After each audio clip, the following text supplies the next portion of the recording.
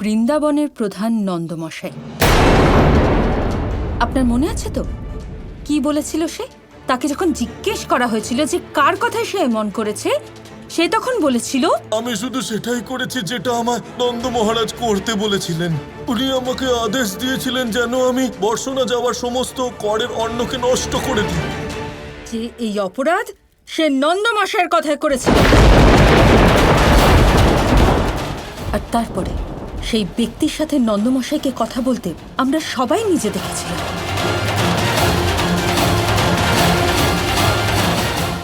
বৃষভান মশাই, বিষয়টা যখন কানাইকে নিয়ে হচ্ছিল তখন আমি চুপ ছিলাম। এই সমস্ত কিছু আমি ধৈর্য ধরে শুনছিলাম, কারণ আমি জানতাম যে কৃষ্ণ নিজে এসে তার সমস্ত কথার ব্যাখ্যা দেবে।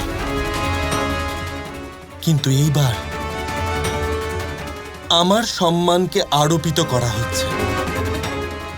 আপনি এটা খুব ভালো করে জানেন যে আমি স্বপ্নেও এরকম ভাবতে পারি না। নিশ্চয়ই কেউ কোনো ষড়যন্ত্র করছে। ষড়যন্ত্র সেই করবে যার আপনার যশ থেকে কিছু লাভ হবে। কেন কেউ আপনার বিরুদ্ধে ষড়যন্ত্র করবে বন্ধু? না না না, ষড়যন্ত্র হয়েছে বৃষভান মশাই, কিন্তু ওনার বিরুদ্ধে নয়, আপনার বিরুদ্ধে। আর এই ষড়যন্ত্র রচনা করেছেন অন্য কেউ না, নিজেকে আপনার বন্ধু বলা এই নন্দমশাই আর তার পুত্র কৃষ্ণ।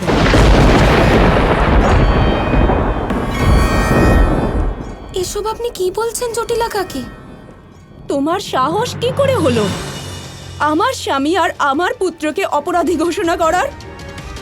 একটা কথা মনে রাখবেন, মিথ্যে বলে পার পাবেন না, ধরা পড়ে যাবেন আপনি। ঠিক বলেছেন আপনি, মিথ্যে চলতে পারে না। আর তাই জন্য আপনার কাছে নিজের প্রত্যেকটা কথা প্রমাণ করার জন্য কিচ্ছু নেই, কিন্তু আমার কাছে আছে। আমার বলা প্রতিটা কথার প্রমাণ আছে আমার কাছে।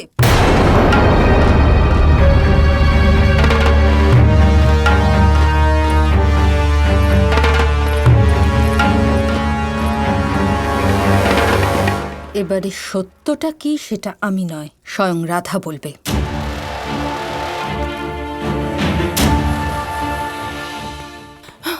দিদি, তোমাকে তোমার মায়ের দিব্যি যা জিজ্ঞেস করব সেটা শুধু সত্যি উত্তর দিও রাধা। কৃষ্ণ কি কখনো তোমাকে বলেনি যে শুধু তোমাকে পাওয়ার মাধ্যমে সমস্ত বর্ষণা সে অধিগ্রহণ করতে চায়?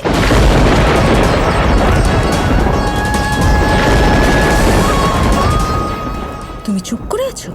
উত্তর দাও রাধা, কৃষ্ণ এরকম বলেছিল কি না?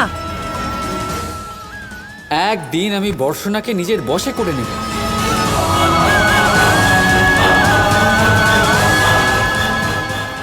হ্যাঁ, বলেছিল।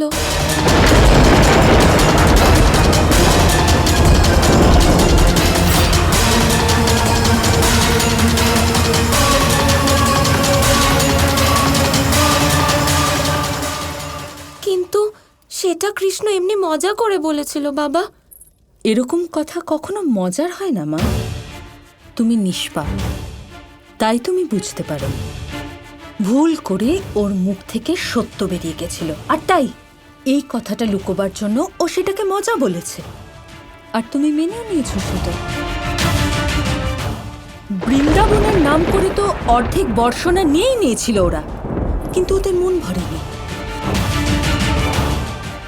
ওদের তো পুরো বর্ষণা চাই। এটা মিথ্যে কথা।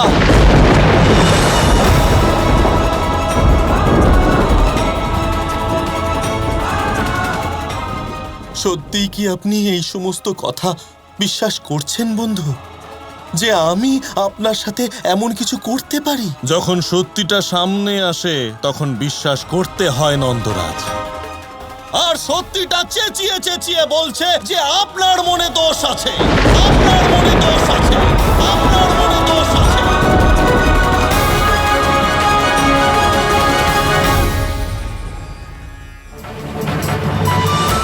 এই ঘোর বিপর্যয়ের মধ্যে আমি এই জন্য দাঁড়িয়ে আছি কৃষ্ণ, কারণ তোমার প্রেমের প্রতীক এই শালগ্রাম আমার কাছে আছে। কিন্তু এখন এখন আমার তোমাকে দরকার। চলে এসো কৃষ্ণ, এই শালগ্রামের মতো এসে ধরো আমার হাত, চিরকালের মতো।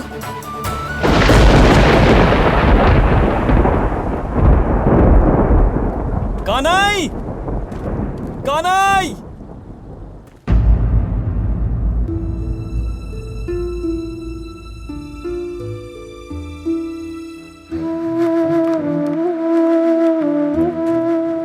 তুমি এখানে বসে কানাই? জানো না ওখানে বৃষভান কাকার বাড়িতে কি কি হচ্ছে? আরোপের পর আরোপ আসছে কানাই। রাধার সাথে বাবার সম্মান নিয়ে প্রশ্ন উঠছে, আর তুমি এখানে? জানি দাদা,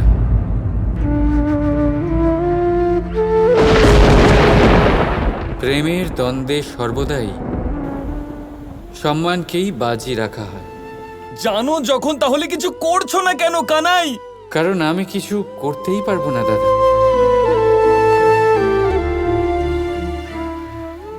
যা হচ্ছে তা রাধার সিদ্ধান্তের ফল, এই রাধার কর্মের পরিণাম দাদা।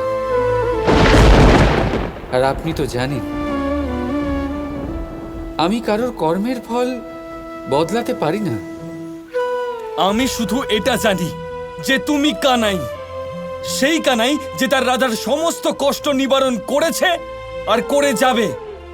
আর আমি বলরাম, যার কর্ম কৃষ্ণকে রাধার কাছে পৌঁছে দেওয়ার পথ তৈরি করা।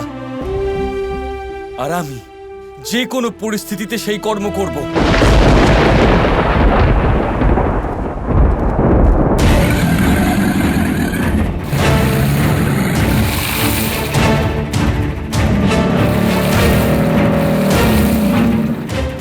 আরে মূর্খের দল, মুক্ত করো আমাকে!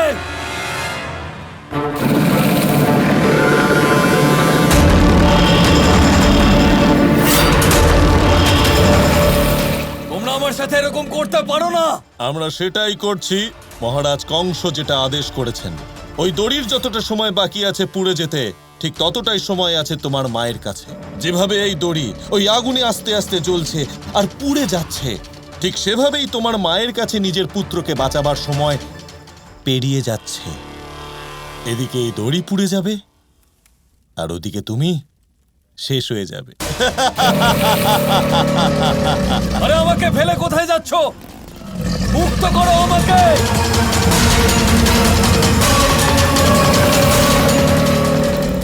যা করার তাড়াতাড়ি করো মা, নয়তো আমার অন্ত নিশ্চিত।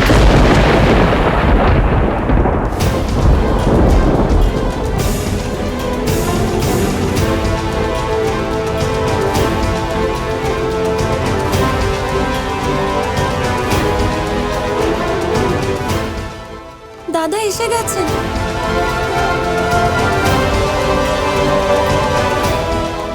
তার মানে কৃষ্ণ?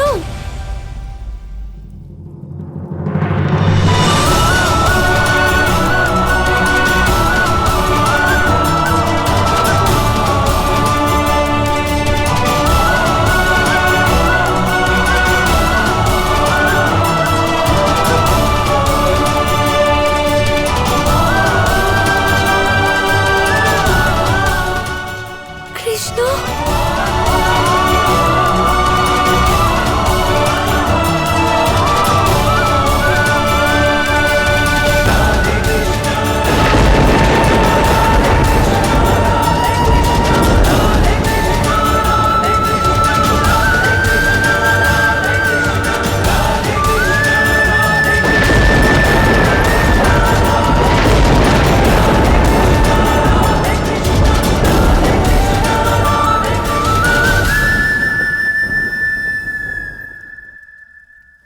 এখন তুমি সব সামলাতে পারো কৃষ্ণ।